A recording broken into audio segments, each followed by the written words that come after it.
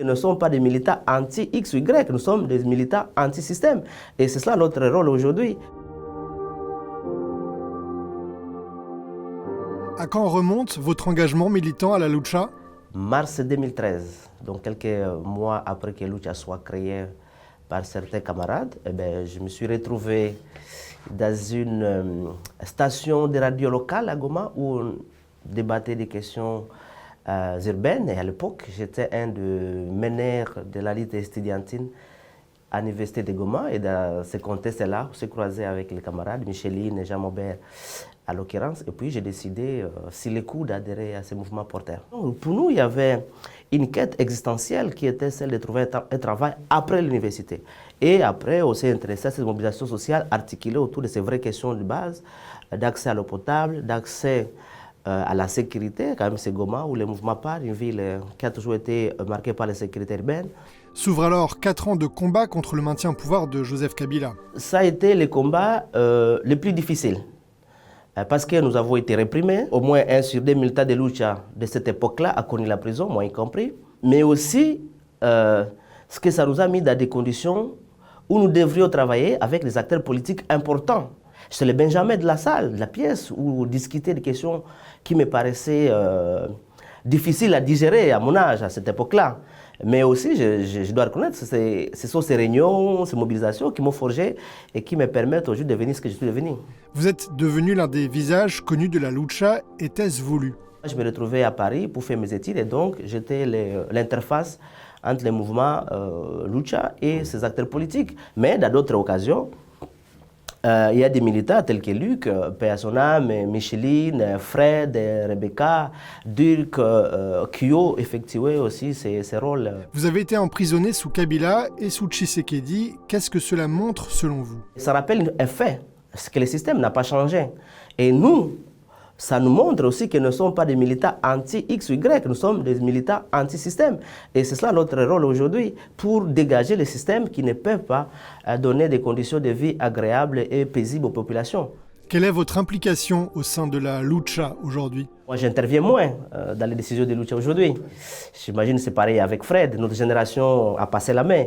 Nous sommes là, on peut donner des conseils. On est dans ce qu'on appelle le conseil de gardien. Voilà, on regarde ce qui s'est fait, on essaie d'appeler pour donner 2 ou 3 conseils, mais ce sont des jeunes que nous avons formés qui continuent à coordonner les mouvements au quotidien et qui prennent des décisions pour lesquelles nous exécutons. Et nous, quand on a dit, bon, en 2019, nous avons achevé ce qu'on considérait comme un combat du siècle. La décennie 2010-2020 pour nous était essentielle, on a fait le combat.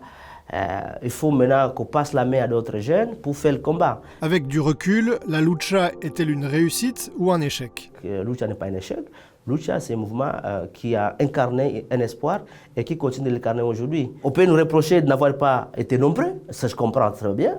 Bon, on aurait bien voulu être un mouvement populaire. Nous ne l'avons pas été. Pour moi, Lucha, c'est une expérience réussie et qu'il faut maintenant consolider pour que les jeunes qui sont là et ceux qui doivent venir comprennent que oui, il faut s'engager pour la République. Vous avez rejoint le mouvement Sauvons la RDC de Joseph Kabila. N'est-ce pas en contradiction avec tout votre combat passé? Les gens caricaturent encore une fois. Tu as rejoint Kabila ou je n'ai pas rejoint Kabila. Nous sommes dans une alliance d'objectifs politiques pour mettre fin à la dictature Tshisekedi, pour contribuer pour que la paix revienne dans l'Est, avec les membres de ce groupe, y compris lui-même. Ce n'est pas une fusion idéologique. Nous sommes dans des alliances. Après, on verra ce que ça donne demain. Comment se sont passées vos retrouvailles avec Joseph Kabila? Je vois Kabila, on se salue. Je lui rappelle quand même que j'étais en prison. Il me rappelle aussi ce qu'il a dit en août 2016. Kabila sera à Goma. Il constate que notre mouvement Lucha est très fort, demande de vraies questions sur les élections. Il décide de rencontrer Lucha. Et il me rappelle, quand on se voit à Nairobi, les propos qu'il avait tenus à mes camarades de Lucha. Et moi, je lui dis non, j'étais en prison à ce moment-là, donc je n'avais pas participé à cette rencontre. Que répondez-vous à ceux qui vous disent que vous avez retourné votre veste? Ça choque, je comprends.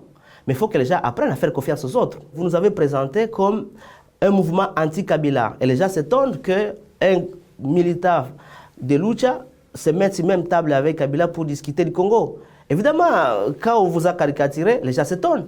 C'est mon devoir maintenant de rassurer par mon acte, qui est celui de la cohérence. J'ai milité sous l'administration de Kabila contre la dictature qui voulait installer et le maintien de son pouvoir illégalement, contre la volonté du peuple quand il voulait changer la constitution. Et aujourd'hui, je fais la même chose. Donc moi, je n'ai pas bougé. Ce sont d'autres acteurs qui me rejoignent dans les combats qui est le mien contre un système de prédation, de dictature et toute la malgouvernance qui est au Congo aujourd'hui. N'est-ce pas une manière de participer au retour au pouvoir de Joseph Kabila? Non, parce qu'il ne m'a jamais dit ça. Et ça n'a jamais fait l'objet d'une réunion au sein de Sauvons la RDC. Non, il reste un des leaders charismatiques de Sauvons la RDC, et je pèse mes mots, mais il n'a jamais dit que moi, vous venez, je prends le pouvoir. Si lui veut revenir au pouvoir, c'est son droit le plus légitime, la Constitution sera interrogée, si ça permet ou pas. Mais voilà, et moi je verrai à ce moment-là, est-ce que ça me convient d'être un acteur politique? Et pour ça, il faut que je me donne des outils. Moi, le débat sur la prise de pouvoir ne m'intéresse pas aujourd'hui. Ce qui est pour moi essentiel, c'est de voir comment est-ce que les Congolais unis dans différents regroupements se mettent ensemble pour mettre fin à la dictature de Tshisekedi et contribuent efficacement pour résoudre la question de l'Est.